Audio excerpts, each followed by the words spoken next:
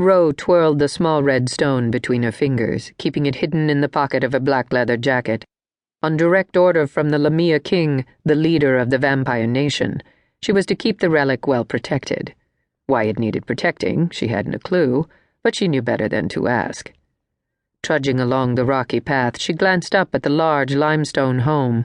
Her boss, the prince, had given her this address, although she'd been here before. This was the storefront for the online site where she bought the spelled ink for her tattoos. Of all the places she'd scoped out, this was the only one she'd found that could make the stuff with any consistency. She extended a hand to knock on the door. Apparently the family of magic movers living here were some of the most highly acclaimed in Texas, the eldest brother the strongest of the three. If anyone knew how to protect the stone, he would. Knock, knock, knock. The sound of her knuckles against wood echoed in the still silence of the night, although the magic movers inside surely knew she'd arrived before she ever knocked. Only a fool would leave his home unwarded. A man cracked the door open. "Can I help you?" She cleared her throat. "I'm looking for Eldrin Tadare." "We're not open right now." Damn, she'd been afraid of this. The store they ran out of their home only opened during the daylight hours, and her outdoor jaunts were restricted to the night. But these were unique circumstances. "Please, this is a special case," she petitioned. The man sighed and pulled the door completely open. "What do you want?" "Are you Eldrin Tadare?" The man stepped forward and leaned against the door jamb, folding his muscled arms across his chest and crossing one foot casually over the other. Shaggy chestnut hair framed his magnificent blue eyes, clearer than the summer sky. Well, from what she remembered of the blue skies she'd seen as a human, she hadn't seen one in years. "That depends on who's asking," the man answered. "Oh, great. A wise guy. I'm Rhowen Vasile of the Vasile Coven, but you can call me Rho. The collective referred me. I'm here to ask a favor." "My sisters and I don't do favors for vampires." "I'll pay you, handsomely." "How much?" She shook her head. "I don't talk money before setting the terms and conditions, and it's rude to leave me standing on the porch, by the way." His brows lifted at her obvious accusation, pausing for a moment before his eyes narrowed.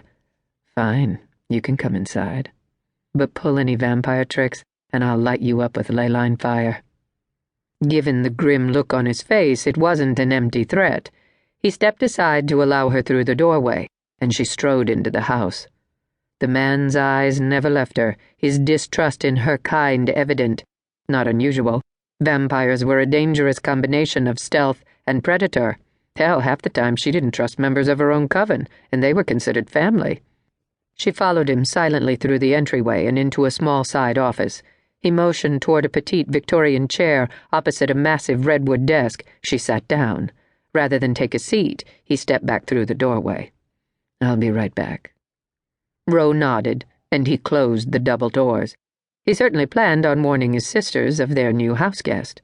A small part of her wanted to be offended by his skittish behavior, but the other part knew his concern wasn't without merit. Her nature was dangerous.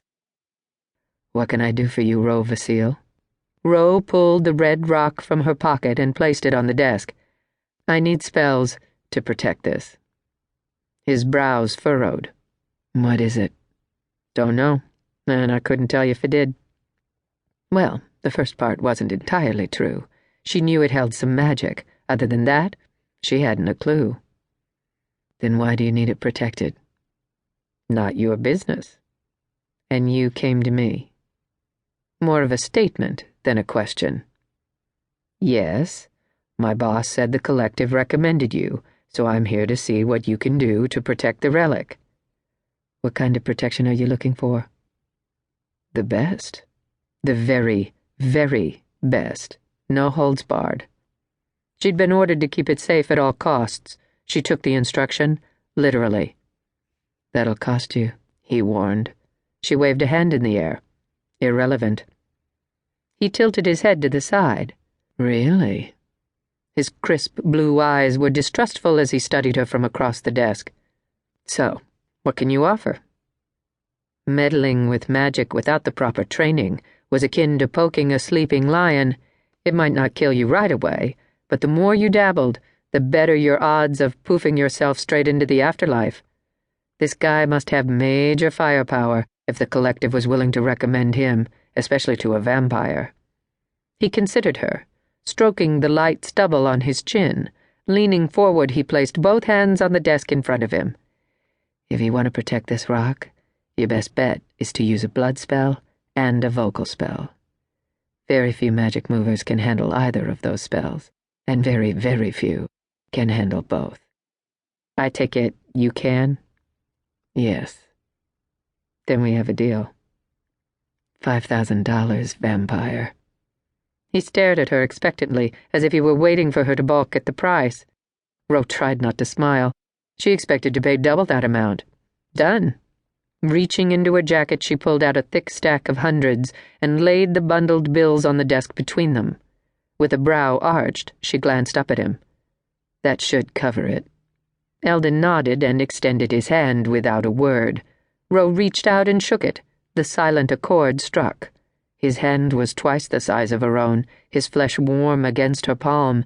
There must be so much blood beneath the surface of that skin, so much heat. Pulling her hand back quickly and tucking it in her pocket, she fought the immediate hunger. So, when can I expect the spells to be done? 2 weeks, he answered. No sooner? 2 weeks. Clearly, she wasn't going to get anything more out of him tonight. She watched as he plucked the rock off the desk and placed it in his pocket. Are we done here? She asked. Eldon nodded and stood up. I'll call you. You don't have my number. I know how to reach you. Well, wasn't that a little disconcerting? Rho stood and proceeded through the door Eldon held open, then followed him through the house toward the front door. Thank you for seeing me after business hours. He nodded. You're welcome. The door opened on its own. Have a nice evening, she said over her shoulder, heading toward her black Porsche 911 Turbo. The door slammed shut behind her. She rushed toward the car, skin crawling with the sensation of eyes watching her every move. It wasn't until she left the property that she was alone again with the night.